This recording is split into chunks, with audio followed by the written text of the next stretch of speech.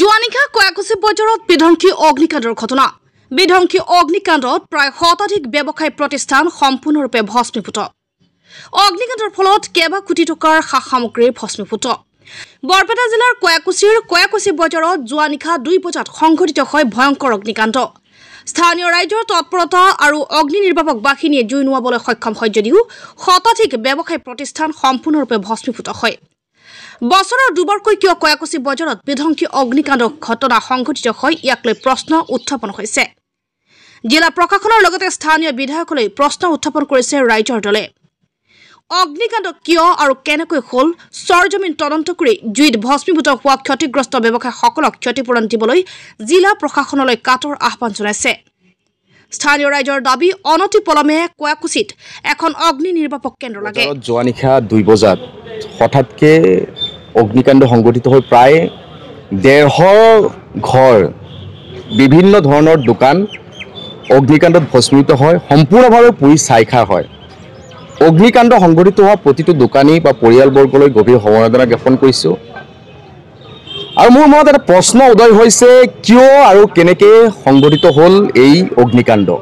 ইয়াৰ উত্তৰ লাগে সাধাৰণ ৰাইজৰ। আমাৰ ৰাইজৰ দলৰ উত্তৰ লাগে। প্ৰত্যেকবাৰ বছৰত দুবাৰকৈ কয়াকুছি বজাৰত অগ্নিকাণ্ড সংঘটিত হয়। সেইকাৰণে আকৌ প্ৰশ্নটো কৰিছোঁ জিলা প্ৰশাসন, স্থানীয় বিধায়ক জাকিৰ হুছেইন চিকদাৰ ডাঙৰীয়াক, কিয় আৰু কেনেকৈ অগ্নিকাণ্ড সংঘটিত হ'ল ইয়াৰ উত্তৰ লাগে।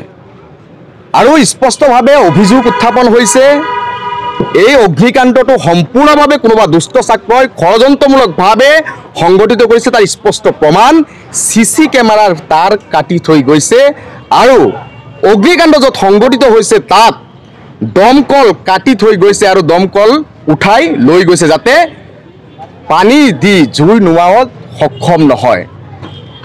গতিকে মই প্ৰশ্ন কৰিব বিচাৰিছোঁ যে কয়াকুছি নিচিনা এটা ঐতিহাসিক ঐতিহ্যপূৰ্ণ অঞ্চল, সেই অঞ্চলত বছৰত দুবাৰকৈ কয়াকুছি বজাৰত অগ্নিকাণ্ড সংঘটিত হয়। জিলা প্ৰশাসনে অনুভৱ নকৰেনে যে ইয়াত এখন অগ্নি নিৰ্বাপক কেন্দ্ৰ লাগে? স্থানীয় বিধায়ক জাকিৰ হুছেইন চিকদাৰে অনুভৱ কেতিয়াবা কৰেনে ইয়াত এখন অগ্নি নিৰ্বাপক কেন্দ্ৰ লাগে? আজি হৌ দুয়োটা ডিপু, উত্তৰ ফালে আৰু দক্ষিণ ফালে দুয়োটা তেল ডিপুতে অগ্নিকাণ্ড সংঘটিত হৈছে। এনেকুৱা ভয়ংকৰ অগ্নিকাণ্ড সংঘটিত হৈছে কেইবাবাৰো। তৎসত্বেও বৰপেটা জিলা প্ৰশাসন, অসম চৰকাৰ, স্থানীয় বিধায়ক কিয় তৎপৰ হ'ব পৰা নাই? কয়াকুছি নিচিনা এটা ঐতিহ্যপূৰ্ণ ঠাইত আজিলৈকে কিয় অগ্নি নিৰ্বাপক কেন্দ্ৰ স্থাপন কৰিব পৰা নাই? এই ব্যৰ্থতা বৰপেটা জিলা প্ৰশাসন, স্থানীয় বিধায়ক জাকিৰ হুছেইন আৰু অসম চৰকাৰে স্বীকাৰ কৰিবই লাগিব। আজি যিসকল দোকানীৰ অগ্নিকাণ্ডত ভস্মীভূত হ'ল, অনেক সপোন লৈ বিদেশত কাম কৰি অৰ্থ উপাৰ্জন কৰি অলপ টকা জমা কৰি কয়াকুছি বজাৰত সৰু এখন দোকান কৰি তেওঁ পৰিয়াল পোহপাল কৰিছিল। সেই দৈনিক ইনকামৰ টকাৰে বৃদ্ধ মাতৃগৰাকীক ঔষধ কিনি দিছিল। সেই দৈনিক ইনকামৰ টকাৰে তেওঁ পৰিয়ালটো পোহপাল দিছিল। সেই দৈনিক ইনকামৰ টকাৰে তেওঁৰ ল'ৰা ছোৱালীক শিক্ষা দীক্ষা দিছিল। আজি সেই 150তকৈ অধিক পৰিয়াল কেনেকৈ চলিব? ইয়াৰ উত্তৰ চৰকাৰ দিব লাগে, ইয়াৰ উত্তৰ জিলা প্ৰশাসনে দিব লাগে, ইয়াৰ উত্তৰ স্থানীয় প্ৰশাসনে দিব লাগে। অন্যথা আৰু আকৌ এই অগ্নিকাণ্ডৰ এক উচিত তদন্ত বিচাৰিছোঁ।